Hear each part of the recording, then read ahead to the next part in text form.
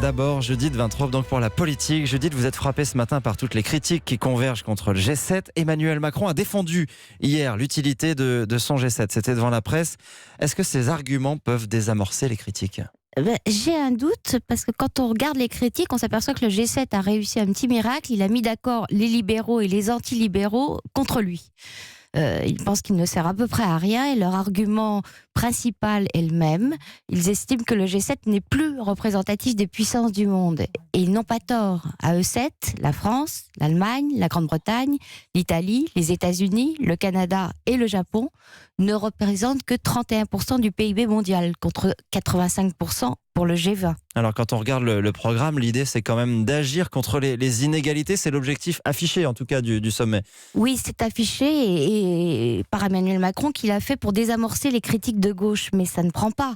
Le G7 continue d'être considéré de ce côté du spectre politique comme un club de super privilégiés, tandis que chez les libéraux, on remarque que les inégalités les plus fortes sont en Chine et chez les émergents, comme en Inde ou au Brésil.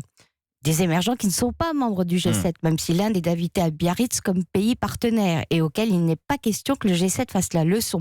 De ce point de vue d'ailleurs, avoir exclu la Russie du club en 2014 à cause de l'invasion de l'Ukraine est un handicap supplémentaire. C'était la seule à pouvoir servir de passerelle entre les vieilles puissances occidentales et les émergents. Donald Trump a raison de dire donc qu'on doit revenir à un G8 avec la Russie. Il a raison de dire que la Russie est concernée par la plupart des sujets qui sont évoqués au G7.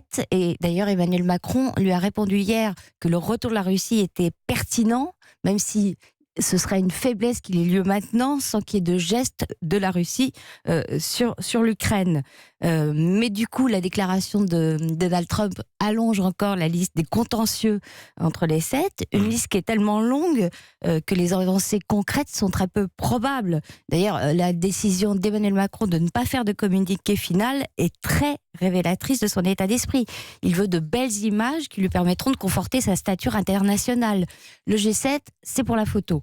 Mais les sujets les plus importants, il les traite en marge, en rencontrant Vladimir Poutine, Boris Johnson, le Premier ministre britannique aujourd'hui, les représentants de l'Iran, comme il l'a annoncé hier soir.